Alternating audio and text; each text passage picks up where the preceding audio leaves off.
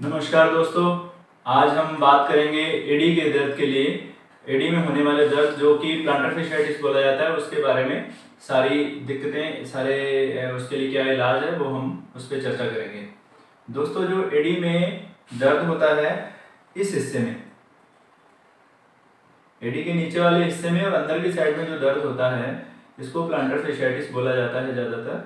और ये पेशेंट को यहाँ पे जो अपना सोल होता है, जो तला होता है पैर का, इसके नीचे एक चमड़ी के नीचे एक मोटा फेशिया होता है जिसको प्लांटर फेशिया बोला जाता है। वो हमारी हील में इस हिस्से में जुड़ता है।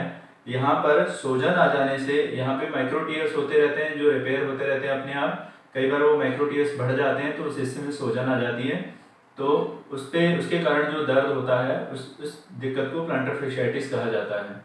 इस बीमारी में यूजुअली मरीज को सुबह सुबह उठ के जब चलना शुरू करता है, जब शुरू के कदम पेशेंट थोड़ा नीचे रखता है ज़मीन पे, तब उस समय दर्द होता है। वो चलना मुश्किल होता है, फिर थोड़ा चलने के बाद पेशेंट की तकलीफ कम हो जाती है। उसके बाद फिर ज़्यादा चलने के बाद दिक्कत दोबारा से बढ़ जाती है और मरीज को कई बार जैसे घंटा 2 घंटे रेस्ट करने के बाद या चेयर पर बैठने के बाद जब उठ के चलना शुरू करते हैं तब तेज दर्द होता है। ये इस बीमारी का मुख्य लक्षण है। ज़्यादातर ये बीमारी जो ओवरवेट लोग होते हैं, जो मोटे होते हैं या जिनका ओवरवर्क खड़े रह के काम करने ज़्यादा होता है, उन मरीजों को इस तरह की दिक्कत होती है। मैंने आपको ये बताया दर्द किस समय ज़्यादा होता है। अब इसके लिए आप जब डॉक्टर के पास जाते हो तो डॉक्टर आपको एग्जामिन करने के बाद कई बार एक्सरे करते हैं। तो एक्सरे करने के बाद यहाँ पर एक्सरे में एडी की जो हड्डी होती है वो बढ़ी हुई दिखती है, जिसको हमारी भाषा में कैल्केनियल स्पर बोलते हैं।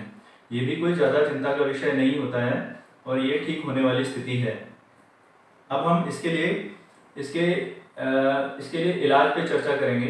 इसके लिए हमें जब हम अपने डॉक्टर या क्लिनिशियन के पास जाते हैं तो वो हमें एग्जामिन करते हैं। उसके बाद ज़रूरत होती है तो एक्सरे और कुछ जांचें करते हैं और उसके बाद हमें उसके इलाज के लिए बताते हैं। इसके इलाज में आपको ज़्यादातर मरीजों को हम लोग गुनगुने पानी का सेक, जिसमें पानी में नमक डाल के दिन में 2 से 3 बार सेक करने को बोलते हैं।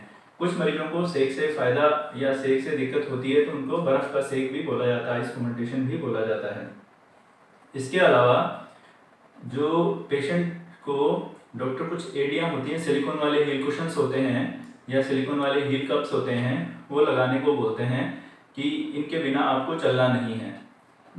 नंगे पैर बिल्कुल नहीं चलना होता है और सॉफ्ट जूता चप्पल पहनना होता है, उसके बिना नहीं चलना होता है।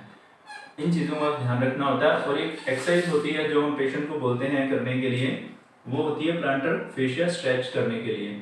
इसमें क्या होता है, हम पेशेंट को बोलते हैं सुबह उठते ही पहले आप थोड़ा गुनगुने पानी का सेक करें। उसके बाद पैर को इस पोजीशन में रख के अंगूठा और उंगलियों में पकड़ के ऐसे ऊपर की तरफ खींचना होता है। पैसिव स्ट्रेचिंग बोलते हैं प्लांटर फेशिया की। इसको 5 से 10 सेकेंड तक होल्ड करना होता है, उसके बाद फिर ढीला छोड़ना होता है। इसको वापस से ऐसे स्ट्रेच करेंगे हाथ से, उसके बाद वापस ढीला कर देंगे, वापस खींचेंगे, 5 से 10 सेकेंड के लिए होल्ड करेंगे और उसके बाद इसको वापस से ढीला छोड़ देंगे। ये एक्सरसाइज 15-15 बार दिन में 2 से 3 बार करने को बोलते हैं। जब भी आप रेस्ट करके चलें तब ये जरूर करें, उससे आपको आराम मिलता है।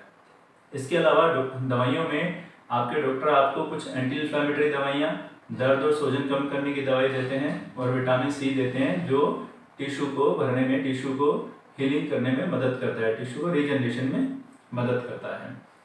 उसके अलावा कई बार कुछ मरीजों में यहाँ पर इंजेक्शन लगाने की जरूरत भी पड़ती है, वो भी इलाज का एक तरीका है। लेकिन एक चीज़ जो ध्यान रखनी होती है कि इंजेक्शन हमेशा क्वालिफाइड ऑर्थोपेडिक सर्जन से और पूरे प्रॉपर स्टेराइल कंडीशंस को ध्यान रखते हुए लगवाना चाहिए।